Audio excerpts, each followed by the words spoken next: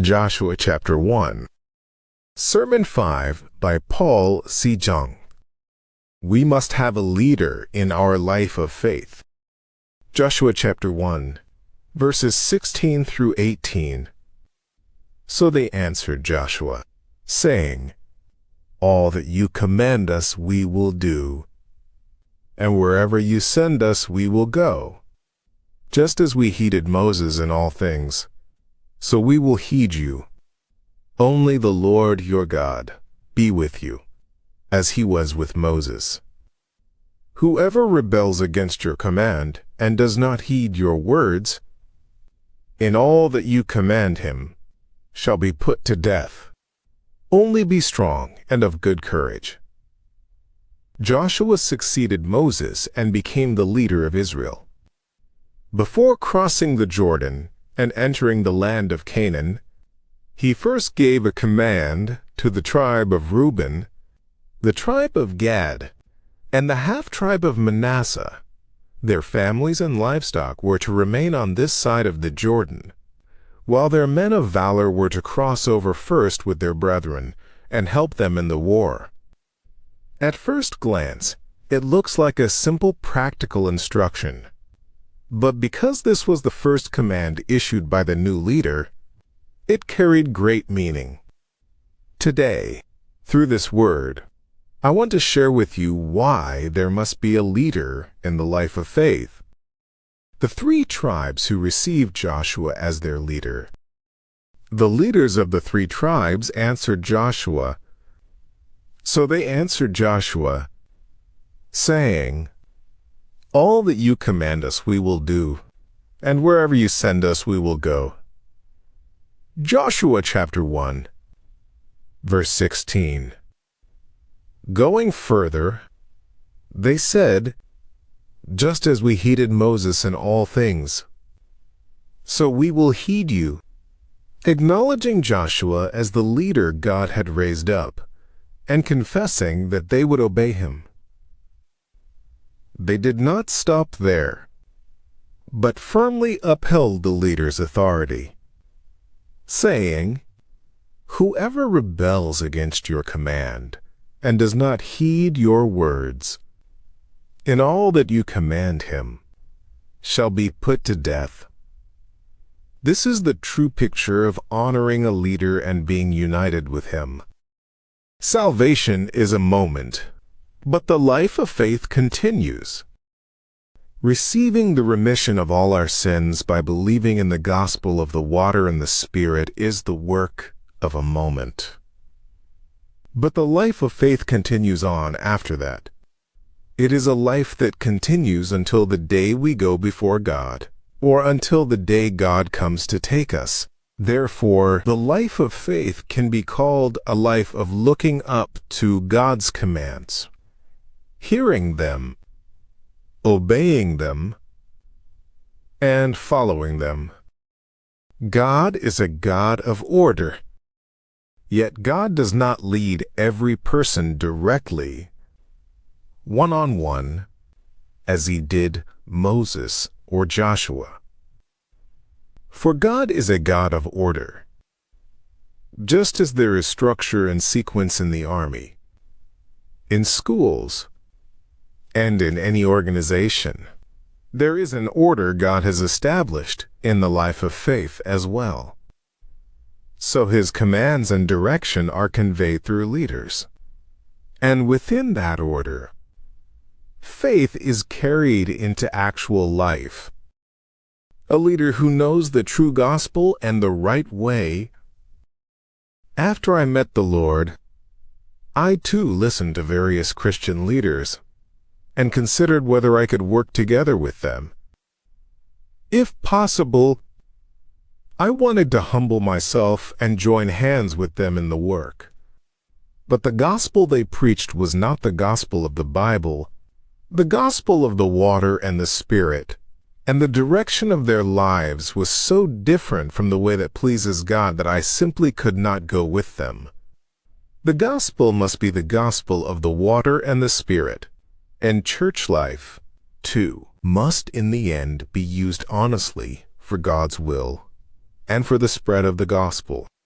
If these standards do not stand firm, the life of faith grows blurred. Therefore, a leader must be a person who knows the true gospel in the right way. Those who do not preach the gospel of the water and the Spirit. Recently, a group preaching a gospel other than the gospel of the Bible was exposed to the world. Do they look the same as us? Certainly not. The gospel they preach is completely different from the start. They speak of the blood of the cross alone as the gospel, while leaving out the baptism Jesus received from John the Baptist. And then they say without qualification that they have no sin. And they piece together with human logic the claim that a person who has received the remission of sins never sins again. That is not the gospel of the water and the Spirit. Jesus received on his body all the sins of mankind through the baptism he received from John the Baptist.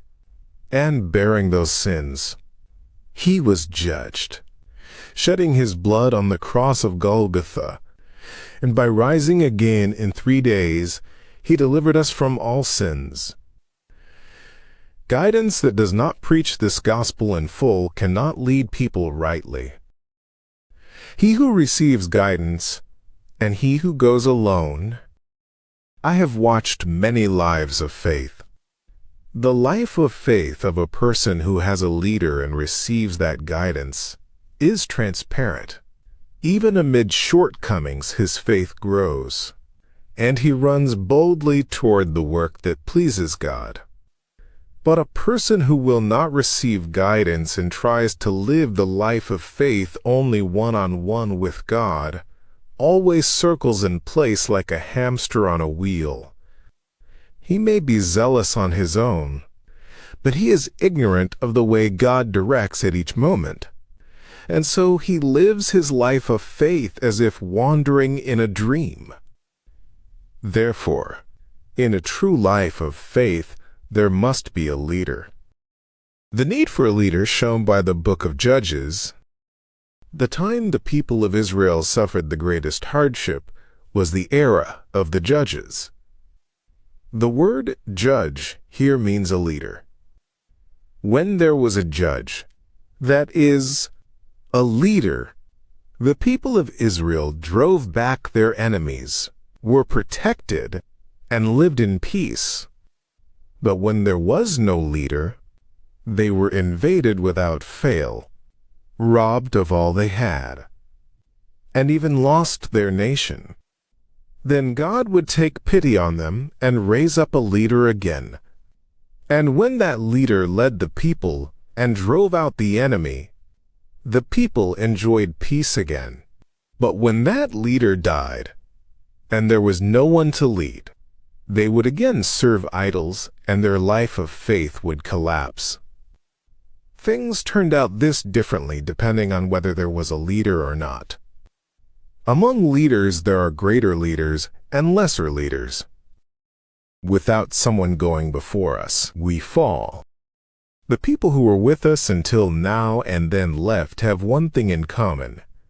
They did not set a leader over themselves. They regard themselves as their own leader. They say, if I just do well one-on-one with God, what need is there for someone who goes before me? And what need for members who walk alongside? But though it may feel vexing, when the one who goes before you entrusts things to you and involves himself in your affairs, when you actually meet hardship and that person is not there, you collapse completely. It is because there is one who goes before you that you are protected. Why a nation has those who govern? Why does a nation have a president and police, prosecutors, and judges? In peaceful times it may seem they are unnecessary. But when people quarrel and go to court, it is because those authorities exist, deciding right and wrong and punishing the guilty, that people cannot fight with one another recklessly. The life of faith within the church differs in its system, But the principle that a leader is needed is the same. For you and for me, a leader is indispensable and truly, urgently necessary. Even just guiding us rightly is a great grace. Is there anyone who has been taught that the life of faith is a matter of the head, or that it is strictly between God and me one-on-one, and that following one who goes before and receiving his direction is not faith? Those who taught that way and those who followed that way have fallen, every one of them. Even without God striking them, they collapsed on their own. There are so many people in the world who believe in Jesus. Why do they not know the gospel of the water and the Spirit? Because there is no leader to pass it on to them rightly. Why can they not live the life of faith properly? Because there is no one to lead them rightly. Even guidance given rightly with words alone is something to be deeply thankful for. Just as a president helps farmers not by coming out to the field to pull weeds with them, but by opening the way for them to farm well, so it is a great grace simply to be guided rightly, so that your work for God does not come to nothing.